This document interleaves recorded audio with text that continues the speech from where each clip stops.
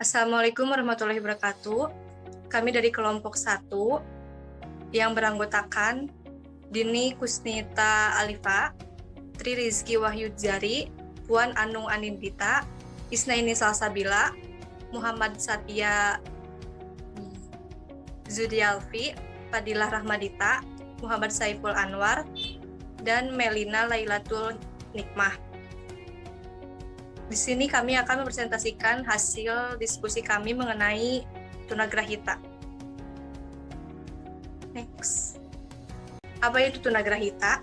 Tunagrahita adalah sebutan bagi orang-orang dengan kemampuan intelektual dan kognitif yang berada di bawah rata-rata dibandingkan anak pada umumnya. Kondisi ini dapat terjadi pada bayi setelah dilahirkan, sejak bayi berada di dalam kandungan atau selama proses persalinan. Klasifikasi anak tunagrahita. A. Tunagrahita ringan.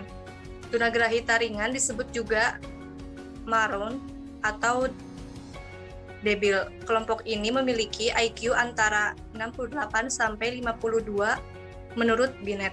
Sedangkan menurut skala Wechsler, anak tunagrahita ringan merupakan salah satu klasifikasi anak tunagrahita yang memiliki kecerdasan intelektual atau IQ 69 sampai 55. B. Tunagrahita sedang. Anak tunagrahita sedang disebut juga imbesil. Kelompok ini memiliki IQ 51 sampai 36 menurut skala Binet dan 54 sampai 10 menurut skala Wechsler. Anak terbelakang mental sedang bisa mencapai perkembangan MA sampai kurang lebih 7 tahun. C. Tunagrahita berat. Kelompok anak tunagrahita berat sering disebut idiot. Kelompok ini dapat dibedakan lagi antara anak tunagrahita berat dan sangat berat. Tunagrahita berat lagi antara tunagrahita berat memiliki IQ antara 32 sampai 20 menurut skala Binet dan antara 39 sampai 25 menurut skala Wechsler. Tunagrahita sangat berat atau profound memiliki IQ di bawah 19 menurut skala Binet dan IQ di bawah 24 menurut skala Wechsler. Kemampuan mental atau MA maksimal yang dapat dicapai kurang dari 3 tahun atau 4 tahun. Next. Karakteristik anak tunagrahita. A. Keterbatasan intelijensi.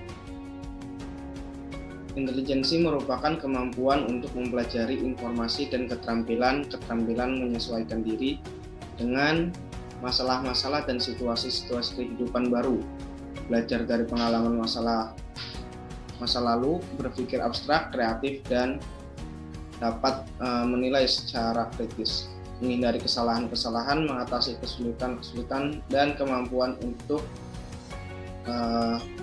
merencanakan masa depan.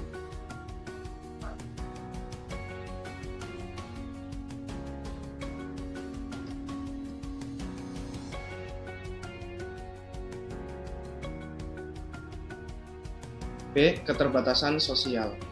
Di samping memiliki keterbatasan intelijensi, anak tunagrahita juga memiliki kesulitan dalam mengurus diri sendiri dan bergaul di masyarakat. Oleh karena itu, mereka memerlukan bantuan dari orang lain untuk membantu mereka berinteraksi dengan lingkungan. Mereka juga mudah dipengaruhi dan cenderung melakukan sesuatu tanpa memikirkan akibatnya. Kemudian yang C, keterbatasan fungsi mental. Anak tunagrahita memerlukan waktu lebih lama untuk menyelesaikan reaksi pada situasi yang baru dikenalnya.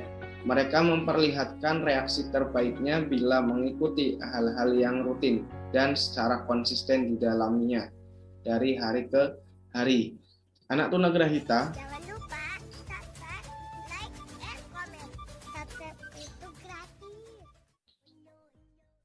Anak tunagrahita juga memiliki keterbatasan dalam penguasaan bahasa. Mereka bukannya mengalami kerusakan artikulasi, akan tetapi pusat pengelolaan yang kurang berfungsi sebagaimana mestinya. Persamaan dan perbedaan harus ditunjukkan secara berulang-ulang. Latihan-latihan sederhana seperti mengajarkan konsep besar dan kecil, keras dan lemah, perlu menggunakan pendekatan yang konkret. Selanjutnya, faktor penyebab anak tunagrahita. Ada beberapa faktor. Yang pertama yaitu faktor keturunan. Nah, terjadi karena adanya kelainan kromosom dan kelainan gen. Kemudian, gangguan metabolisme gizi. Gangguan metabolisme ini yaitu dari asam amino, gangguan metabolisme skrit, dan kelainan hipotrosidin. Kemudian ada infeksi dan keracunan. Infeksi dan keracunan yang terjadi selama janin masih berada dalam kandungan. Infeksi dan keracunan ini tidak langsung tetapi lewat penyakit yang dialami ibunya. Di antaranya adalah penyakit rubella, sifilis bawaan, dan lain-lain. Kemudian trauma dan zat adiktif, trauma dan zat radioaktif. Ketunagrahitaan dapat juga disebabkan karena terjadinya trauma pada beberapa bagian tubuh, khususnya pada otak ketika bayi dilahirkan dan terkena zat radioaktif selama hamil. Kemudian ada masalah pada kelahiran. Kelainan dapat juga disebabkan oleh masalah-masalah yang terjadi pada waktu kelahiran.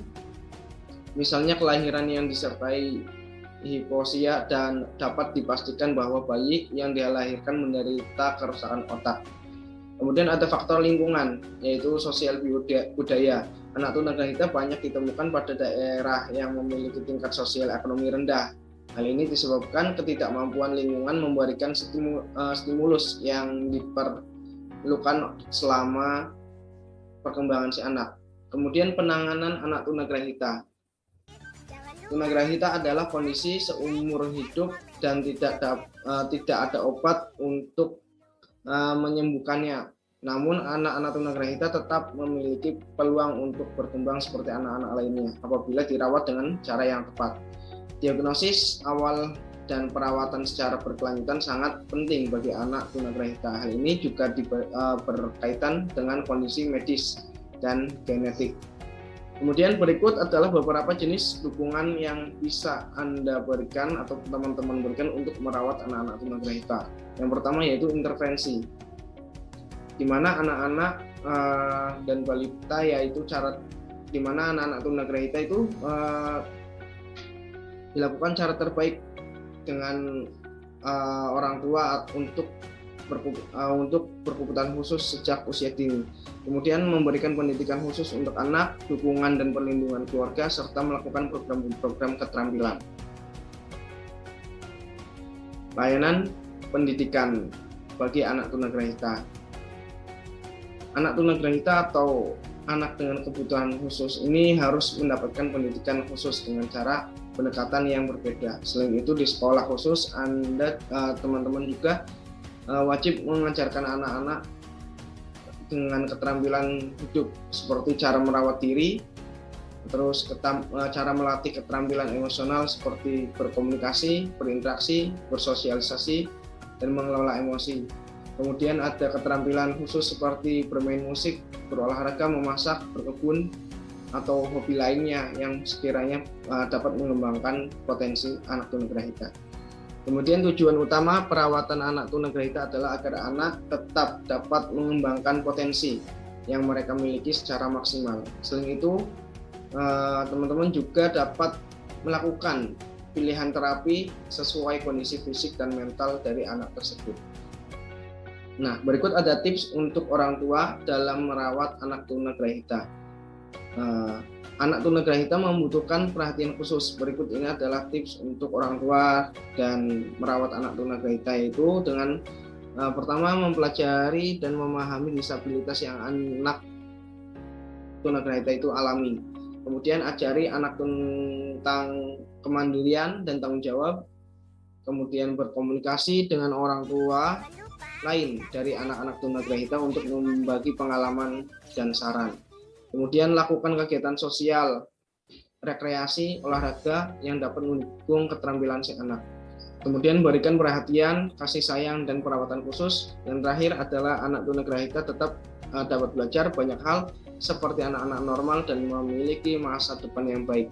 Mereka mungkin hanya membutuhkan waktu belajar yang lebih lama dan cara yang berbeda dari anak-anak lainnya.